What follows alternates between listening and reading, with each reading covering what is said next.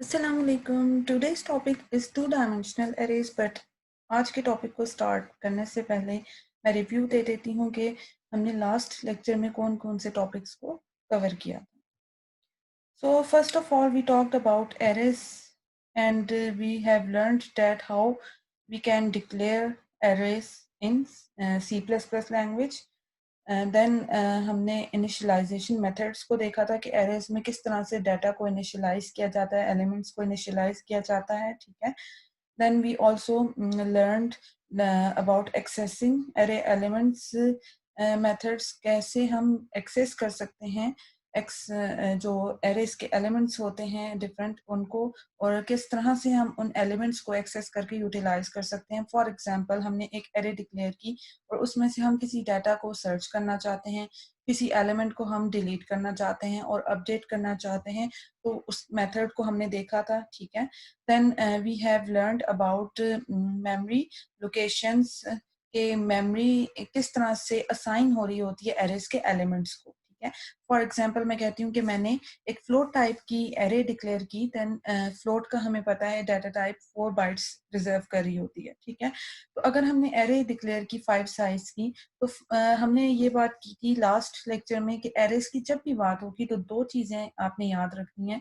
First हमारे पास arrays के elements होते हैं, सेकंड हमारे पास एरेज के इंडेक्सेस होते हैं जिसके थ्रू हम उसके डाटा को एक्सेस करते हैं. ठीक है.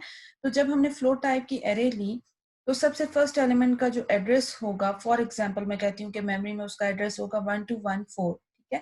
तो फ्लोट हमारे पास 4 बाइट्स ले रहा होता है, तो सेकंड एलिमेंट का एड्रेस क्या हो जाएगा?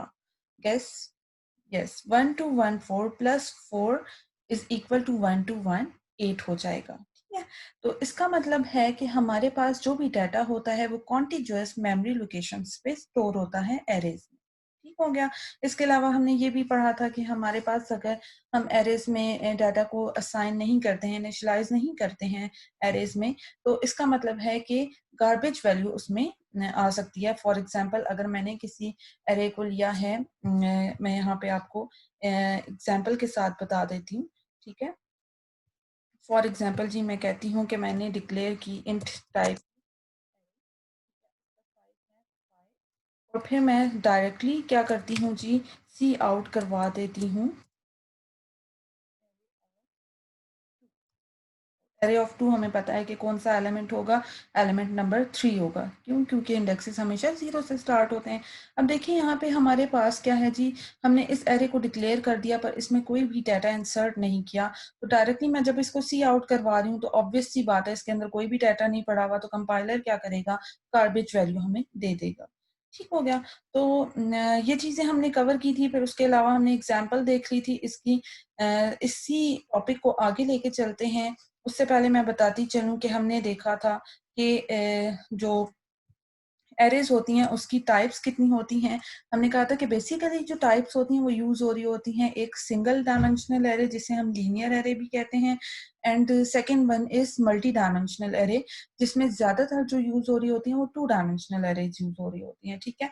मल्टी डायमेंशनल भी होती हैं, मींस जिसमें 3 डायमेंशंस 4 डायमेंशंस इससे ज्यादा डायमेंशंस हो सकती हैं, बट जो ज्यादातर यूज हो रही होती हैं वो mostly 1 dimensional and 2 dimensional use हो रही होती हैं. ठीक है. तो लेट्स सी टुडेज एजेंडा. हम बात करेंगे आज के लेक्चर में what is two dimensional arrays and how to visualise, और इसको हम विद एग्जांपल देखते रहेंगे. ठीक है. प्रोग्राम्स की एग्जांपल होंगी जिसके थ्रू मैं आपको ये एक्सप्लेन करूंगी कि टू डायमेंशनल एरेज होती क्या है. Second we will talk about initialising two dimensional arrays, कि किस तरह से हम इनिशियलाइज कर सकते हैं, एलिमेंट्स असाइन करते हैं, डाटा को असाइन करते हैं टू डायमेंशनल एरेज में. Okay. Then we will talk about two dimensional arrays in memory, कि मेमोरी में किस तरह से हमारे पास टू डायमेंशनल एरेज अपने डाटा को स्टोर कर रही होती हैं. ये तीनों चीज जो टॉपिक्स हैं वो हम देखेंगे with examples of C++ programs. Okay. So let move further. अच्छा जी. सबसे पहले हम बात करते हैं टू डायमेंशनल एरेज होती क्या हैं. It is also possible for arrays to have 2 or more dimensions. ये तो हमने पहले भी बात की कि हमारे पास एरेज में पॉसिबल है कि 1 डायमेंशन से ज्यादा हो सकती हैं, वो 2 भी हो सकती हैं, वो 3 भी हो सकती हैं, और वो कोई भी डायमेंशन की वैल्यू हो सकती है, ठीक है।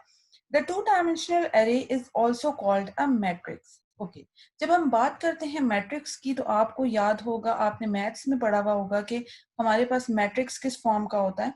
आपके पास स्क्वायर ब्रैकेट्स होती हैं, ठीक है, और आपके पास डाटा होता है जी, कुछ आपको डाटा इस तरह से नजर आ रहा होगा और कुछ डाटा आपको इस तरह से लाइन वाइज नजर आ रहा होगा, ठीक है। तो ये सिंपल हमारे पास एक मैट्रिक्स है जिसको हम मैथ्स में ऑलरेडी देख चुके हैं, लेकिन मैं आपको दोबारा एक्सप्लेन कर देती हूँ। तो बात यहाँ पे हो रही है कि जब भी हम बात करते हैं 2 डायमेंशनल एरे की, तो ये इसको हम कहते हैं कि ये एक मैट्रिक्स की फॉर्म है, ठीक है। या हम दूसरे वर्ड्स में ये भी कह सकते हैं कि whenever we will use matrix type of data in C++ or in any language, then we have to use data structure which is 2 dimensional array. Okay, so an array of arrays is known as 2 dimensional array. हम ये भी कह सकते हैं कि array की arrays को हम क्या कहते हैं जी, कि वो एक 2 dimensional array है। इसको मैं यहाँ से एक्सप्लेन करती हूँ। ये जो मैंने मैट्रिक्स ड्रॉ किया, इसमें आप देख सकते हैं कि हमने सिंपल जब लीनियर एरे की बात की थी और सिंगल एरे की बात की थी, तो उसमें क्या था, हमारे पास इस तरह से बॉक्सेस बने हुए थे, ठीक है। और होता क्या था कि पहले का इंडेक्स है जी 0, दूसरे का है 1, तीसरे का है 2, अप टू सो ऑन, ठीक है। तो ये हमारे पास एक क्या बन गई जी, एरे बन गई। सिंपल लीनियर एरे कह सकते हैं और सिंगल एरे कह सकते हैं, ठीक है। देन अगर मैं सेकंड रो की बात करूं, तो ये हमारे पास अगेन एक किसकी एग्जांपल है, हाँ जी, ये हमारे पास लीनियर एरे की और सिंगल एरे की एग्जांपल है, सेम एज इट इज जैसे कि हमारे पास ये ऊपर नजर आ रही है आपको, ठीक है। इसी तरह ये हमारे पास एक थर्ड बन गई एरे। तो इन तीनों एरेज को जब मैं कंबाइन कर दूंगी तो ये तीनों हमारे पास मिलके क्या बना देंगी, एक और एरे बना देंगी। तो हम कह सकते हैं कि an array of arrays is known as 2 dimensional array. तो ये पूरी की पूरी हमारे पास क्या बन जाएगी जी, ये हमारे पास कहलाएगी 2 डायमेंशनल एरे, ठीक है। Okay. A matrix can be represented as a table of rows and columns. Okay. अब यहाँ पे बात हो रही है rows की and columns की। तो हमने कहा कि हमारे पास ये मैट्रिक्स है, हमें पता है कि जो सिंपल टेबल होता है वो किस फॉर्म का होता है, उसमें रोज भी होती हैं और उसमें कॉलम भी होता है, ठीक है। तो अगर हम बात करते हैं टेबल की, तो हमारे पास टेबल इस फॉर्म का होता है, ठीक है। तो मैट्रिक्स को हम कह सकते हैं कि वो हमारे पास एक टेबल की फॉर्म है, और जब भी हमने टेबल की फॉर्म को या मैट्रिक्स को डील करना है C++ में, तो हम किसको यूज करेंगे, हम 2 डायमेंशनल एरेज को यूज करेंगे। ठीक हो गया, okay. So let's move further. अच्छा, यहाँ पे आपको एक प्रोग्राम नजर आ रहा है, एग्जाम्पल है यहाँ पे। सबसे पहले आपको मेन का फंक्शन नजर आ रहा है, ठीक है। मेन का फंक्शन हमें पता है कि जब भी C++ की हम बात करते हैं तो C++ में एग्जीक्यूशन स्टार्ट होती है मेन के फंक्शन से, ओके। देन हम अंदर आ जाते हैं जी, इंट स्पेस std, यहाँ पे आपको नजर आ रहा होगा, ये हमारे पास एक्चुअली क्या है, एरे का नेम है। देन आपको जो चीज नजर आ रही है वो है जी 2 स्क्वायर ब्रैकेट्स। फर्स्ट आपके पास 4 है साइज, सेकेंड आपके पास 2 है, ठीक है जी। फर्स्ट जो हमारे पास है स्क्वायर ब्रैकेट्स, ये हमेशा रिप्रेजेंट करती है किसको, रो नंबर को, मतलब रो का साइज, ठीक है, कि कितनी रोज होंगी हमारे पास एरे में, 2D एरे में, ठीक है। सेकंड जो आपके पास वैल्यू है वो हमेशा रिप्रेजेंट करेगी 2 डायमेंशनल एरे में कॉलम्स को। ठीक हो गया कि कितने कॉलम्स हैं आपकी एरे में। तो मैं अगर सपोज कर लूं कि मेरे पास ये 2D एरे मेमोरी के अंदर बन रही है, तो इसका मतलब है किस फॉर्म में होगी, इसमें 4 रोज होंगी। तो इसको अगर मैं ड्रॉ करूं तो इसका मतलब है डाटा कुछ इस तरह का मेमोरी के अंदर स्टोर हो रहा होगा। 4 रोज हो गई, ठीक है। 2 कॉलम्स, इसका मतलब है एक डाटा ये हो गया और इस एक हमारे पास कॉलम यहाँ पे हो गया, ठीक है। इस टाइप की हमारे पास अभी लोकेशन मेमोरी में बन गई है जिसमें हम डाटा को स्टोर कर सकते हैं, ओके। सो इंट आई जे, यहाँ पे 2 वेरिएबल्स हैं। एक्चुअली ये पूरा प्रोग्राम था जिसका मैंने सिर्फ जो है हाफ पोर्शन यहाँ पे लिया हुआ है, तो जे आपको इस एग्जाम्पल में नजर नहीं आ रहा होगा यूज होता हुआ, लेकिन जे को मैंने बाद में यूज किया था। सो आपने ये नहीं सोचना कि यहाँ पे जे डिक्लेयर तो हुआ हुआ है बट इसको मैंने यूज नहीं किया। ठीक है, अच्छा आ जाते हैं लूप में। आई जीरो से लेकर less than and equal to 3। क्यों जीरो से लेकर less than and equal to 3? कि हमें पता है कि जो इंडेक्सेस हैं वो जीरो से स्टार्ट होते हैं और हमने कह दिया हमारे पास रोज कितनी है, 4 है। तो ऑब्वियस सी बात है कि 0 से लेकर 3 तक जो हमारे पास लूप चलेगा वो 4 टाइम्स कंप्लीट हो जाएगा। ठीक है, यहाँ पे आपको नजर आ रहा होगा प्रिंट एफ। तो प्रिंट एफ सी जो है सी लैंग्वेज के लिए यूज होता है प्रिंट करने के लिए स्टेटमेंट को। अगर आपने इसको सी प्लस प्लस में लिखना है तो आप सिंपली इस तरह से सी आउट एरोस लगाएं। ठीक है, स्लैश एन यूज हुआ है, हम सिंपल एंड एल यूज कर सकते हैं। इसके अलावा आप सिंपल लिखेंगे एंटर रोल नंबर,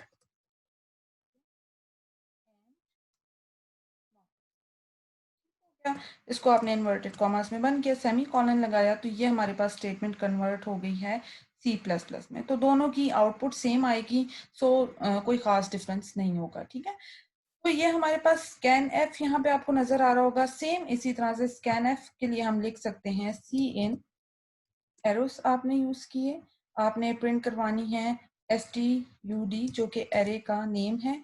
और एरे के नेम के लिए आपने याद रखना है वही रूल्स एंड रेगुलेशंस है जो सिंपल वेरिएबल नेम के लिए थे। ठीक है, आई जीरो। ठीक है, अगेन आपने इनपुट लेनी है तो यहाँ पे हमारे पास आई 1 के साथ आ जाए। हो गया जी। इसका मतलब है यहाँ पे आपने प्रिंट करवाई स्टेटमेंट और यहाँ पे आपने यूजर से क्या कर दिया, इनपुट ले ली। ठीक है, सेम वही आउटपुट आएगी जो हमारे पास यहाँ पे आ रही है। अच्छी है, इस लूप में हमारे पास क्या होगा, इनपुट स्टोर होती जा रही है। सबसे पहले लूप किसके लिए चलेगा ये देख लेते हैं। आइट्रेशन इसकी कैसे रन होंगी। जीरो आई की जगह हमारे पास जीरो आए, इसका मतलब है जो वैल्यूज फर्स्ट टाइम प्लेस होगी वो कहाँ पे जाके प्लेस होगी, जीरो जीरो पे।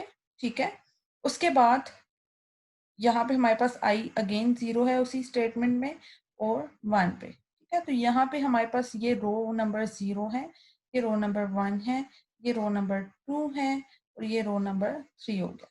ठीक है, ये हमारे पास 0 कॉलम है और ये हमारे पास 1 कॉलम है। फर्स्ट वैल्यू जो प्लेस होगी 0 0 पे वो ये होगी, देन 0 1 पे ये होगी। ठीक है, अगेन लूप चलेगा, आई की वैल्यू क्या हो जाएगी जी, 1 हो जाएगी। इसका मतलब है वैल्यूज क्या बन जाएंगी हमारे पास, 1 0 और यहाँ पे बनेगा 1 1। ठीक है, इसका मतलब है इस रो में वैल्यूज प्लेस हो जाएंगी। ठीक है, इसी तरह लूप चलता जाएगा, हमारे पास इस वाली में भी वैल्यूज आ जाएंगी, इसमें भी वैल्यूज यूजर से आ जाएंगी। देन अगेन एक और लूप आपको नीचे नजर आ रहा है, यहाँ पे हमने सिंपल स्टेटमेंट्स प्रिंट एफ की यूज की हुई है जो कि सी आउट के थ्रू भी हो सकती हैं।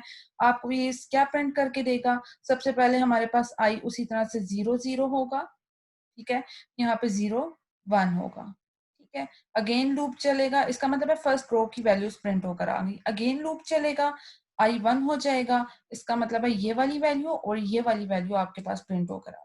ठीक है, अगेन लूप चलेगा, यहाँ पे जैसे कि स्लैश एन यूज हो रहा है तो हर लूप की आइट्रेशन से पहले हम नेक्स्ट लाइन पे आ जाएंगे, तो आपके पास इस तरह से डाटा प्रिंट होकर आ जाएगा।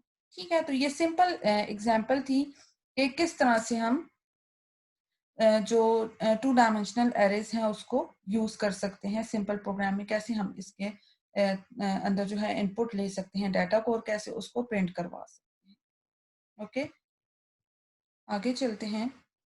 How to visualise 2 dimensional arrays, किस तरह से हम सोचें कि जी 2 डायमेंशनल एरेज में हमने डाटा तो ले लिया है यूजर से लेकिन वो मेमोरी में किस तरह से स्टोर हो रहा होगा। ठीक है, तो multi dimensional array is an array of arrays, जैसा कि मैंने पहले स्पेसिफिकली बात की 2 डायमेंशनल एरेज की कि 2 dimensional array is an array of arrays. तो आप 2 डायमेंशन की बात करते हैं या आप मल्टी डायमेंशनल एरे की बात करते हैं, तो सबके लिए जो बात है वो सेम है कि एरे ऑफ एरेज होंगी।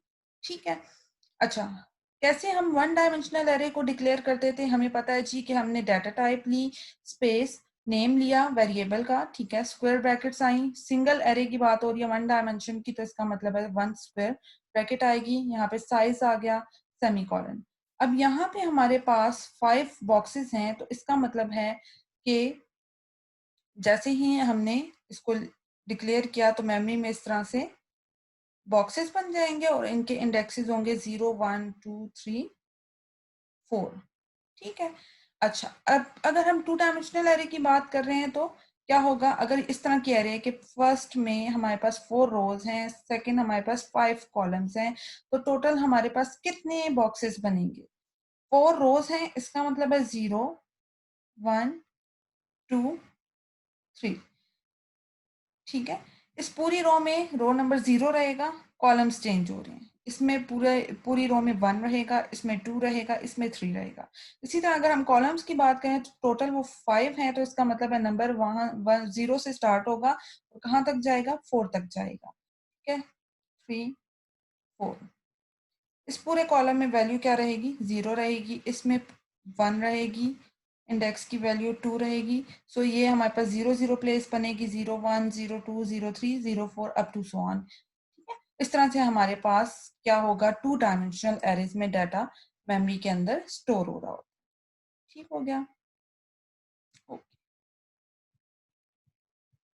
अच्छा, अगर हम इसको सम अप कर दें तो ये सिंपली हमारे पास क्या होगा जी? It forms up of a matrix. जब भी हमने 2 डायमेंशनल एरे की बात करनी है तो क्या होगा? हमारे पास मैट्रिक्स की फॉर्म में होगा। ठीक है। The size of this matrix is 4x5। अगर हमने ये बताना है कि कितने एलिमेंट्स होंगे, कितना डाटा होगा इसके अंदर, तो हम सिंपली क्या करते हैं? 4 को क्रॉस 5 मल्टीप्लाई कर देंगे। ठीक है। तो इसका मतलब है जो टोटल नंबर ऑफ एलिमेंट्स होंगे वो कितने होंगे? 20 होंगे। ठीक है। अगर बॉक्सेस को काउंट करें तो ये 20 ही बनेंगे। अच्छा, अगर हम साइज की बात करते हैं, हमने किस टाइप की एरे ली हुई है? हमने ली हुई है जी इंटीजर टाइप की एरे। तो इंटीजर हमारे पास कितने ले रहा होता है? 4 बाइट्स ले रहा होता है। ठीक है।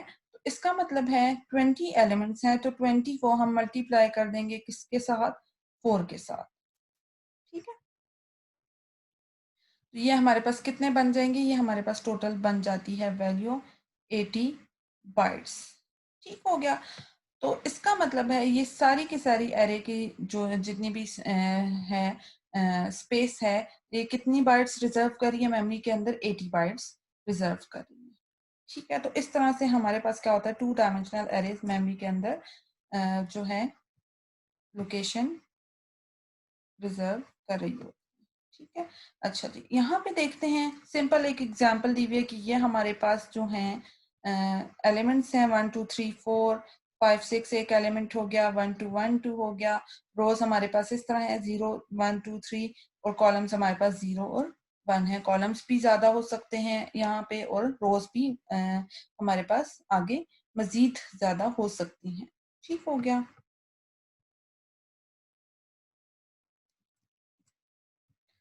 ओके।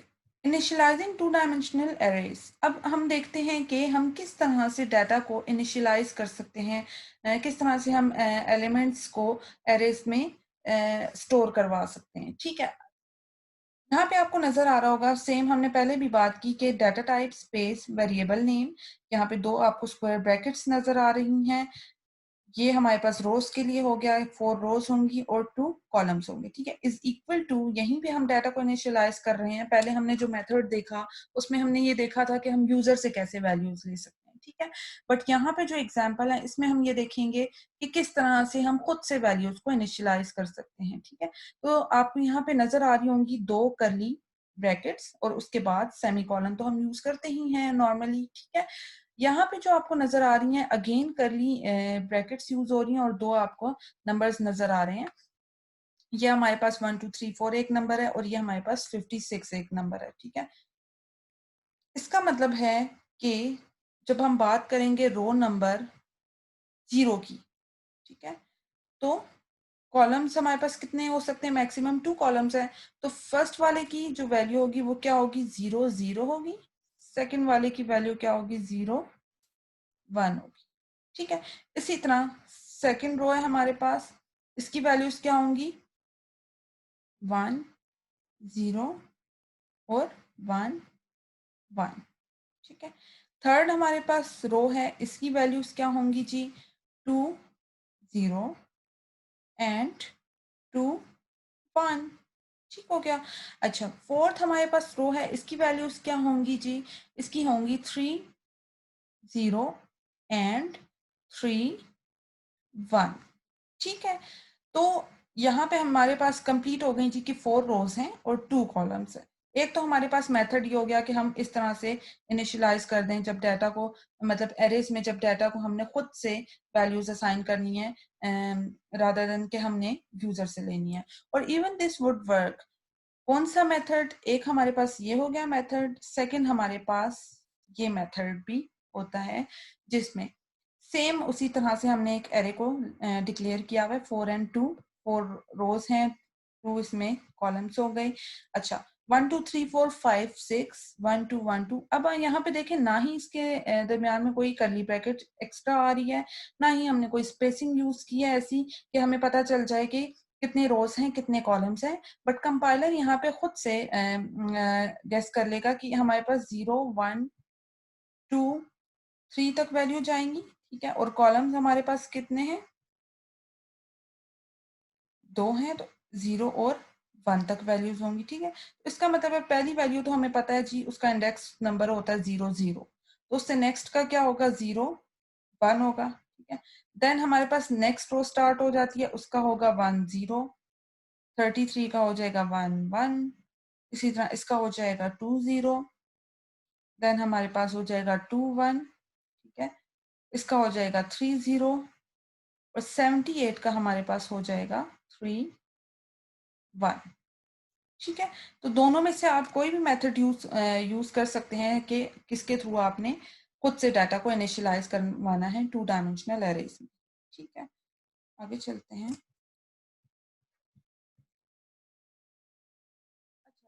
पॉइंट्स आपने याद रखने हैं कि पहले तो हमने देख लिया कि 2 मेथड्स हैं डाटा को इनिशियलाइज करवाने के लिए 2 डायमेंशनल एरेज में। अब यहाँ पे हमारे पास आपको फर्स्ट 2 लाइंस जो नज़र आ रही हैं, तो 2 मेथड्स हैं जिसके थ्रू हम क्या कर सकते हैं, 2 डायमेंशनल एरेज को डिक्लेयर कर सकते हैं। फर्स्ट आपने देख लिया जी, हमारे पास डाटा टाइप है, एरे का नेम है, रोज एंड कॉलम्स भी मेंशन है, और सिंपल आपने करली ब्रेसेस के थ्रू डाटा को इनिशियलाइज करवा दिया, ठीक है। बट सेकंड वाले मेथड में आपको थोड़ा सा डिफरेंस ये नजर आएगा कि आपको फर्स्ट ब्रैकेट्स यहाँ पे ब्लैंक नजर आ रही है, ठीक है। तो ये हमारे पास पॉसिबल है कि हम नंबर ऑफ रोज को मेंशन ना करें, सिंपल एक ब्रैकेट हमने लगा दी और उसको ब्लैंक रख दिया। बट ये मस्ट है कि नंबर ऑफ कॉलम्स को हमने यहाँ पे मेंशन किया, ठीक है, और डाटा उसी तरह से इनिशियलाइज करवा दिया, ठीक है। तो अब इसमें होता क्या है कि हमें पता चल गया जी कंपाइलर को कि हमारे पास 3 कॉलम्स है, तो इसका मतलब है सबसे पहले इसके कॉलम की वैल्यू 0 होगी, 1 होगी, 2 होगी।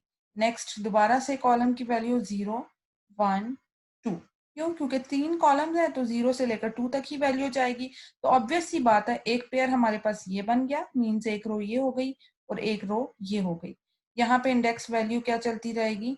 0 चलेगी, ठीक है। और यहाँ पे इंडेक्स वैल्यू क्या चलेगी? रो के लिए 1 चलेगी, ठीक हो गया। तो ये हमारे पास 2 मेथड्स हो गए जिसके थ्रू हम इनिशियलाइज करवा सकते हैं। अच्छा, अब यहाँ पे जो आपको नजर आ रहा है, ये काम आपने नहीं करना। क्या काम आपने नहीं करना? कि फर्स्ट आपके पास पॉसिबिलिटी है कि आपने रोज तो मेंशन कर दी बट आपने कॉलम्स मेंशन नहीं किए। इसका मतलब ये है कि हमारे पास 0 रो होगी और एक 1 रो होगी, ठीक है। बट हमें क्या पता कि ये हमारे पास फर्स्ट वाला तो आ गया जी, फर्स्ट रो में आ गया। अब हमें क्या पता ये सेकंड रो में आ रहा है मतलब या फर्स्ट रो में आ रहा है, ठीक है। 23 को भी हम गैस नहीं कर सकते कि ये फर्स्ट रो में आ रहा है या ये हमारे पास सेकंड रो में आ रहा है, ठीक है। 45 को हम गैस नहीं कर सकते कि क्या ये हमारे पास फर्स्ट रो में ही किसी कॉलम की वैल्यू है या ये हमारे पास सेकंड रो में किसी कॉलम की वैल्यू है, ठीक है।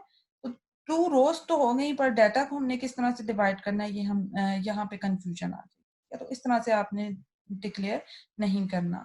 सेम अगर आप दोनों ब्रैकेट्स को एम्प्टी रख देते हैं तो ये भी काम हम नहीं कर सकते कि हमें क्या पता कितने इसमें रोज हैं और कितने कॉलम्स, ठीक है। तो आपके पास जो इम्पोर्टेंट थिंग है जो आपने याद रखनी है, अब हमेशा सेकंड कॉलम को मेंशन करना क्या है? मस्ट है, ठीक है। लेकिन फर्स्ट डायमेंशन मींस रोज को आप जो है ब्लैंक भी छोड़ सकते हैं, वो आपके पास ऑप्शनल है कि आप उसको ब्लैंक रखते हैं या आप उसको फिल कर देते हैं, ठीक है, मेंशन कर देते हैं नंबर ऑफ रोज। ओके, अच्छा यहाँ पे आपको एक एग्जाम्पल प्रोग्राम नजर आ रहा है, सिंपल सा प्रोग्राम है जिसमें हमने खुद से वैल्यूज को इनिशियलाइज किया हुआ है। पीछे आपने देख लिया कि हमारे पास इस तरह से ब्रैकेट्स में डाटा इनिशियलाइज हो सकता है। तो यहाँ पे एक और मेथड है, आपको नजर आ रहा होगा कि हमने क्या किया हुआ है जी, कि एक 2 डायमेंशनल एरे ली हुई है। ठीक है, अब हमने सिंपल हर इंडेक्स वैल्यू को खुद से मेंशन किया हुआ है विद एरे नेम, और हमने उसको क्या की हुई है, वैल्यूज असाइन की हुई है। ठीक हो गया, ये हमारे पास क्या हो गई, ये सारी वैल्यूज हो गई। अच्छा, यहाँ पे आपको अब नजर आ रहे होंगे दो कॉलम्स, मींस दो लूप्स नजर आ रहे हैं। ठीक है, अच्छा, i is equal to 0, i less than 2, इसका मतलब है लूप कितनी दफा चलेगा, 0 और 1 के लिए चलेगा। ठीक है? इसी तरह j is equal to 0 less than 4 means ये 4 टाइम्स चलेगा, 0 1 2 और 3। तो यहाँ पे हमने देखा कि हमारे पास नंबर ऑफ रोज जो थी वो 2 थी, और नंबर ऑफ कॉलम्स कितने हैं, वो 4 हैं। ठीक हो गया। तो सबसे पहला जो लूप होगा वो किसको रिप्रेजेंट कर रहा होता है, रोज को। सेकंड लूप रिप्रेजेंट कर रहा होता है कॉलम्स को। अब ये मेथड आपके पास थोड़ा जेनेरिक हो जाता है कि आपने जो है नंबर ऑफ रोज के लिए भी एक लूप लगा दिया और नेस्टेड लूप लगा दिया आपने नंबर ऑफ कॉलम्स के लिए। ठीक है, तो आप यहाँ पे मेंशन कर देते हैं जी सिंपल आई और जे विथ एरे नेम। ठीक है, यहाँ पे नेम थोड़ा बड़ा लिया हुआ है, आप चाहें तो आप सिंपल टू इसका नेम रख लें या कुछ भी नेम रख सकते हैं अकॉर्डिंग टू वेरिएबल नेम के लिए के जो रूल्स होते हैं उसके। ठीक है, तो यहाँ पे जब आप प्रिंट करवाएंगे वैल्यूज, तो सबसे पहले आई भी 0 है, जे भी 0 है, आपके पास फर्स्ट एलिमेंट प्रिंट होगा। देन आपके पास आई 0 ही रहेगा, जे अपनी सारी आइटरेशंस पूरी करेगा आई इज इक्वल टू 0 के लिए। ठीक है, तो हमारे पास कौन कौन सी आ जाएंगी, 0 0, देन जे 1 होगा तो 0 1 वाली वैल्यू प्रिंट हो जाएगी। देन हमारे पास जे 2 होगा तो 0 2 वाली वैल्यू प्रिंट होगी, 0 3 होगा। ठीक है, 4 हमारे पास कॉलम्स। तो कौन कौन सी वैल्यू, 0 0 पे हमारे पास जो पड़ा हुआ था, फिर 0, फिर 9 और फिर 6, इस तरह से वैल्यूज प्रिंट हो जाएंगी। ठीक है, देन एंड एल हो जाएगा, फिर लूप की एग्जीक्यूशन अगेन यहाँ से स्टार्ट हो जाएगी। ठीक है, आई हमारे पास इंक्रीमेंट होके 1 हो जाएगा। अब फिर अगेन जे जो है 0 से लेकर 3 तक अपनी आइटरेशंस कंप्लीट करेगा, और एक और रो में हमारे पास डाटा क्या होगा, प्रिंट होकर आ जाएगा। ठीक है, तो ये सिंपल एग्जांपल थी जिसमें हमने 2 डायमेंशनल एरेज को खुद से डाटा असाइन किया एंड उसको प्रिंट करवा दिया विद नेस्टेड लूप्स। ओके, अच्छा, यहाँ पे आपको एक और एग्जांपल नजर आ रही होगी। प्रीवियस स्लाइड्स में हमने देखा था कि हम क्या कर रहे थे, यूजर से इनपुट ले रहे थे, बट उसमें हमने नेस्टेड लूप यूज नहीं किए हुए थे। ठीक है, यहाँ पे नेस्टेड लूप्स यूज हो रहे हैं। फर्स्ट हमारे पास लूप जो है उसी तरह से है रोज के लिए। ठीक है, सेकंड हमारे पास लूप है कॉलम के लिए, ये 0 1 मींस 2 टाइम्स चलेगा, लेस देन 2 की कंडीशन है। ये हमारे पास चलेगा 0 1 2 मींस 3 टाइम्स चलेगा। ठीक है, एंटर करवा दी वैल्यूज आई जे की, और हमने सिंपल डिस्प्ले करवा दी एरेज की वैल्यू। अच्छा, यहाँ पे स्कैन एफ करवा रहे हैं तो इनपुट लेगा। इसी तरह से हमने दो लूप्स यहाँ पे यूज किए हुए हैं। इधर हमारे पास जो प्रिंट एफ की स्टेटमेंट यूज हो रही है वो क्या करेगा, एरेज की जो वैल्यूज ऊपर यूजर से इनपुट ली है वो प्रिंट करवा देगा। ठीक है, तो आपके पास कुछ इस तरह की आउटपुट आएगी। एंटर वैल्यू ऑफ, सबसे पहले एरे में क्या कर रहा है, हर इंडेक्स पे जाके वैल्यू एंटर करवा रहा है, और आपके पास जो प्रिंट होकर आएंगी वैल्यूज वो जो है लूप से पहले यहाँ पे 2 डायमेंशनल एरे एलिमेंट्स प्रिंट होगा, नेक्स्ट लाइन पे आएगा स्लैश एन की वजह से। देन हमारे पास क्या होगा, लूप उसी तरह से चलेगा, पहले आई इज इक्वल टू 0 के लिए चलेगा, जे वाला लूप कितनी दफा चलेगा, 0 1 2। ठीक है, फिर आई इज इक्वल टू 1 के लिए चलेगा, 0 1 2। तो हमारे पास एलिमेंट्स प्रिंट होकर आ जाएंगे। ठीक है, तो ये सिंपल एग्जांपल थी कि किस तरह से नेस्टेड लूप्स को यूज करके हम यूजर से इनपुट ले सकते हैं और प्रिंट करवाते हैं। ओके, स्लाइड में हम देखते हैं कि किस तरह से मेमोरी में 2 डायमेंशनल एरेज जो है अपने एलिमेंट्स को स्टोर कर रही होती हैं। ठीक है, memory doesn't contain rows and columns, memory को नहीं पता जी कि क्या रोज हैं क्या कॉलम्स हैं, उसका अपना ही एक स्केड्यूल है जिसके थ्रू वो क्या करती है, डाटा को स्टोर कर लेती है, ठीक है। In memory whether it is the one dimensional और a two dimensional array, the array elements are stored in one continuous chain. Memory को सिर्फ एक कॉन्टिन्यूअस चेन की फॉर्म पता है कि जिस फॉर्म में उसने डाटा को स्टोर करना है वो चेन इस तरह से बनी हुई होती है। The arrangement of array elements of a two-dimensional array in memory is shown below. आप इस एग्जाम्पल में देख सकते हैं कि हमारे पास सबसे पहले जो है 0 0 इंडेक्सेस हैं, 0 1 है, 1 0 1 1 है। इसका मतलब है कि जो 0 0 और 0 1 है, यहाँ पे रो हमारे पास रो नंबर 0 है, ठीक है, और कॉलम्स की कितनी पॉसिबिलिटीज हैं, 0 और 1। इसका मतलब है कॉलम 0 भी है और कॉलम 1 भी है, तो कॉलम की वैल्यू क्या हो गई, ये रो हमारे पास 1 हो गए, एक रो काउंट हो गई, ठीक है। इसी तरह से हमारे पास कॉलम्स की जो है वैल्यू वो हमें पता चल गया कि टोटल कॉलम्स कितने हैं, 2 हैं, ठीक है।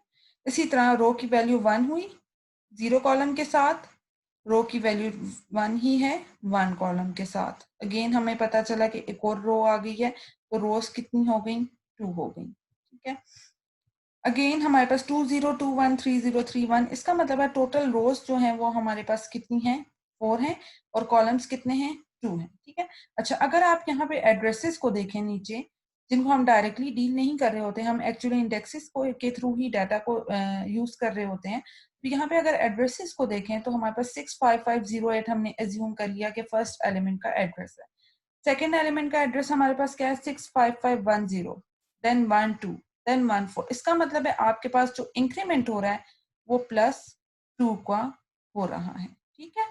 लेकिन जो एलिमेंट्स हैं वो बिल्कुल कॉन्टिन्यूअस मेमोरी लोकेशंस पे स्टोर हुए हुए हैं एक चेन की फॉर्म में। तो हम ये कहते हैं कि हमारे पास अगर टू डायमेंशनल एरे हैं तो एलिमेंट्स और डाटा जो स्टोर हो रहा है वो उसी तरह से स्टोर हो रहा है एक चेन की फॉर्म में। उससे नहीं पता क्या रोज हैं क्या कॉलम्स हैं, कि हम अपनी जो है अंडरस्टैंडिंग के लिए रोज और कॉलम्स की फॉर्म में और मैट्रिक्स की फॉर्म में डाटा को ले लेते हैं कि इजीली हम उसको अंडरस्टैंड कर सकें कि किस तरह टू डायमेंशनल एरेज में डाटा स्टोर हो रहा होता है, ठीक है। तो ये लेक्चर था जिसमें हमने कवर कर लिया काफी सारा कि टू डायमेंशनल एरेज क्या होती हैं, किस तरह से उनको इनिशियलाइज करते हैं और मेमोरी में वो किस तरह से डाटा को स्टोर कर रही होती हैं, ठीक है। सो नेक्स्ट लेक्चर में हम इससे रिलेटेड एक एग्जांपल कर लेंगे जिससे आपके जो कॉन्सेप्ट्स हैं वो ज्यादा क्लियर हो जाएंगे, ठीक है। ओके।